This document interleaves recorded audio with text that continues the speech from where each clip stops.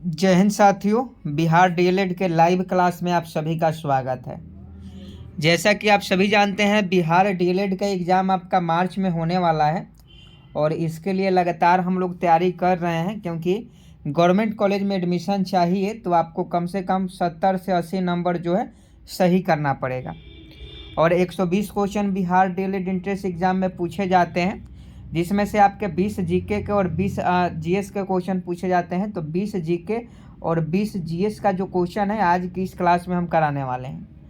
तो आप डेली अगर चाहते हैं कि बिहार डीएलएड एंट्रेंस एग्ज़ाम की तैयारी आपकी अच्छी तरीक़ा से होए, तो आप जो है डेली हमारे साथ 10 बजे जुड़िएगा, क्योंकि 10 बजे से जो है हमारा लाइव क्लास शुरू हो जाता है।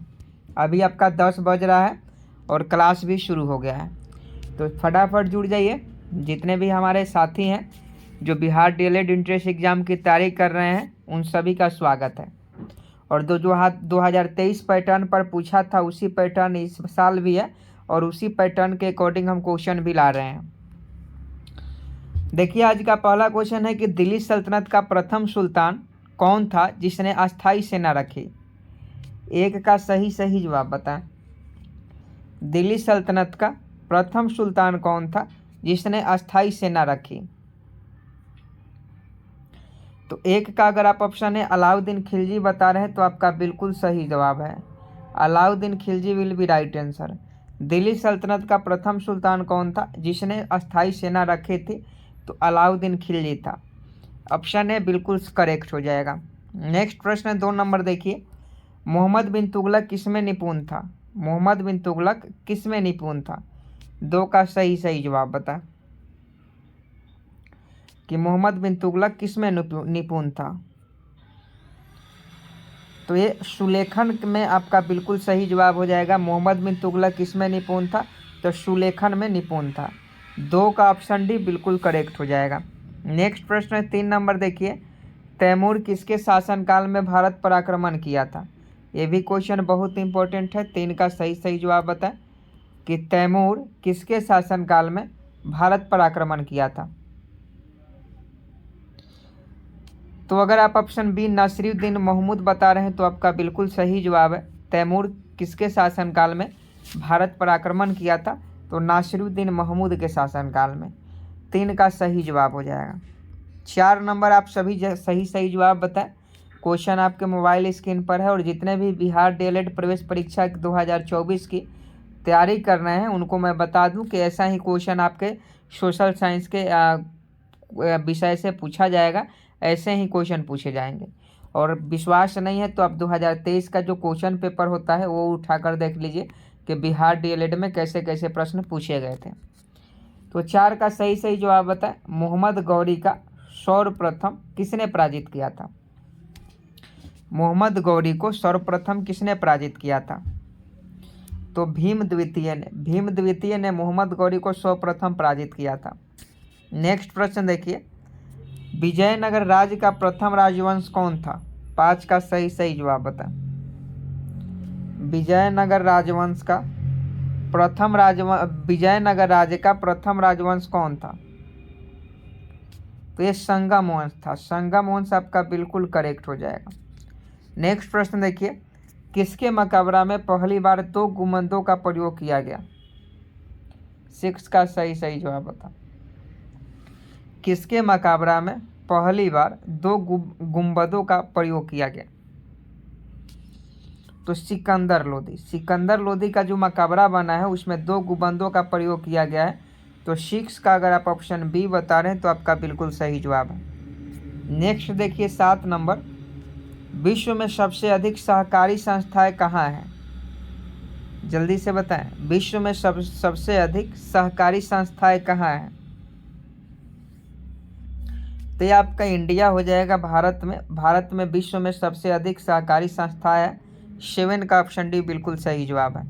नेक्स्ट देखिए, सिंदरी उर्वरक कारखाना किस पंचवर्षीय योजना के दौरान स्थापित हुआ? 8 का सही जवाब बता कि सिंदरी उर्वरक कारखाना किस पंचवर्षीय योजना के दौरान स्थापित हुआ?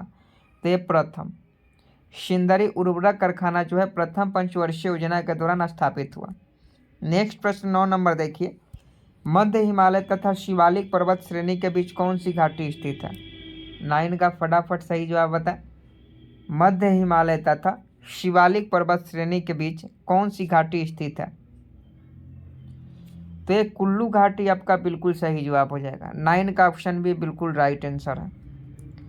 अगला प्रश्न देखिए, 23.5 डिग्री उत्तरी अक्षांश को कौन सी रेखा कहते हैं? जल्दी से बताएं। 23.5 डिग्री उत्तरी अक्षांश को कौन सी रेखा कहते हैं? तो देखिए इसको हम लोग कर्क रेखा कहते हैं। कर्क रेखा जो है 8 राज्यों से होकर गुजरती है और 23.5 डिग्री उत्तरी अक्षांश को कौन सी रेखा कहते हैं? तो कर्क रेखा कहते हैं। 10 का ऑप्शन है बिल्कुल सही जवाब हो जाएगा, याद रखिएगा। दोस्तों आज हम बात करने वाले हैं बिहार डीएलएड एंट्रेंस एग्जाम 2024 के बेस्ट बुक के बारे में, जो कि चक्षु पब्लिकेशन का है।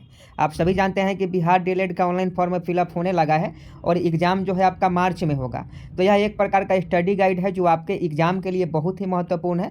अगर आप चाहते हैं कि इस बार बिहार डीएलएड एंट्रेंस एग्जाम में अच्छा प्रदर्शन करें तो आप इस बुक को ज़रूर ले लीजिएगा। इसमें बिल्कुल आपका सिलेबस वाइज जो है क्वेश्चन दिया गया है और पिछले साल भी जो बिहार डीएलएड का एंट्रेंस एग्जाम हुआ था उसमें इस बुक से बहुत ज़्यादा क्वेश्चन लगा था।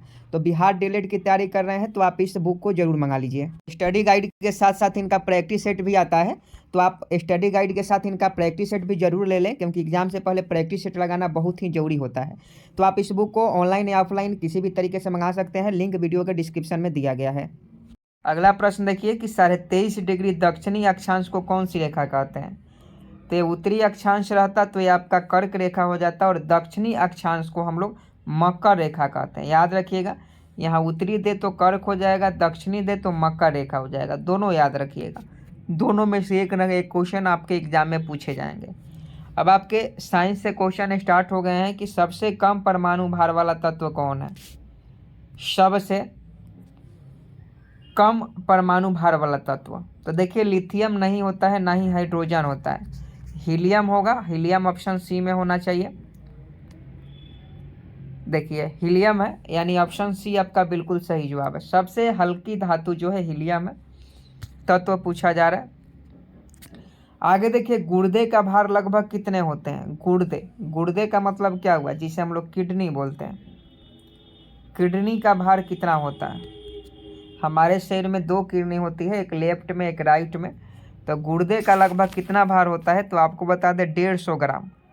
गुर्दा जो होता है, किडनी जो होता है हम लोग का 150 ग्राम का होता है। ऑप्शन ए बिल्कुल सही जवाब है।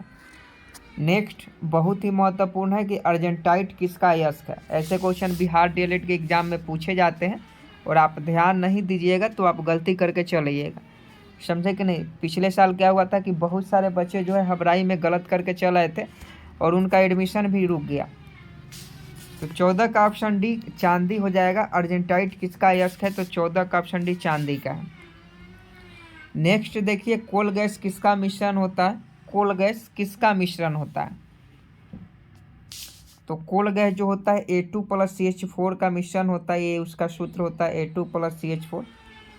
नेक्स्ट देखिए न्यूट्रॉन कैसा कण है? न्यूट्रॉन कैसा है? तो देखिए न्यूट्रॉन पर जो है किसी भी प्रकार का आवेश नहीं होता है। इलेक्ट्रॉन ऋणात्मक होता है, निगेटिव होता है, प्रोटॉन पॉजिटिव होता है, लेकिन न्यूट्रॉन पर कोई भी आवेश नहीं होता है, कोई भी चार्ज नहीं होता है।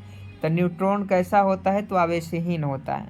नेक्स्ट प्रश्न देखिए 17 नंबर, रक्त के प्रवाह को रोकने के लिए किसका प्रयोग किया जाता है? कमेंट बॉक्स में बताएं।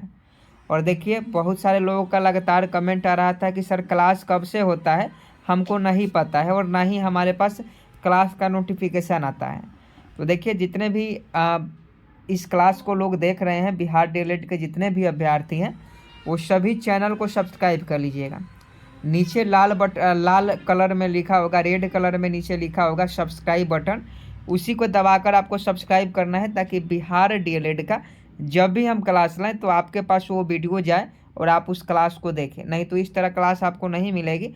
आपको चैनल को सब्सक्राइब करना होगा, रेड जो बटन है उसको सब्सक्राइब अभी लिखा होगा, जब इस पर क्लिक कीजिएगा तो सब्सक्राइब लिखेगा। तो 17 का सही जवाब बताएं। फेरिक क्लोराइड आपका बिल्कुल राइट आंसर है। रक्त के प्रवाह को रोकने के लिए किसका प्रयोग किया जाता है? फेरिक क्लोराइड को। नेक्स्ट देखिए गैसोलीन किसका अवयव होता है? गैसोलीन किसका अवयव होता है? तो ये आपका कच्चे तेल का अवयव होता है। गैसोलीन किसका अवयव होता है? कच्चे तेल की। नेक्स्ट देखिए, मानव हृदय में कितने कोष्ठ होते हैं? 19 का सही जवाब बताएं। मानव हृदय में कितने कोष्ठ होते हैं? तो ये आपका 4 हो जाएगा। मानव हृदय में कितने कोष्ठ होते हैं? 4 होते हैं। नेक्स्ट प्रश्न देखिए, 20 नंबर, संविधान बनाने के लिए कितने कमेटियों का गठन किया गया था? 20 का सही जवाब बताएं कि संविधान बनाने के लिए कितने कमेटियों का गठन किया गया था? तो 13 कमेटियों का गठन किया गया था संविधान बनाने के लिए। नेक्स्ट है कि भारतीय संविधान में कुल कितने भाग हैं? ऐसे क्वेश्चन बिहार डीएलएड के एग्जाम में पूछे जाते हैं कि भारतीय संविधान में कुल कितने भाग हैं। तो आपका 25 भाग है। भारतीय संविधान में कुल 25 भाग है। ऑप्शन डी बिल्कुल सही जवाब है। नेक्स्ट देखिए, किस संविधान संशोधन के तहत धर्मनिरपेक्ष तथा अखंडता शब्द संविधान की प्रस्तावना में जोड़ा गया? 22 का सही जवाब बताएं। किस संविधान संशोधन के तहत धर्मनिरपेक्ष तथा अखंडता शब्द संविधान की प्रस्तावना में जोड़ा गया? तो ये आपका 42वें संविधान संशोधन। 42वें संविधान संशोधन आपका बिल्कुल सही जवाब हो जाएगा।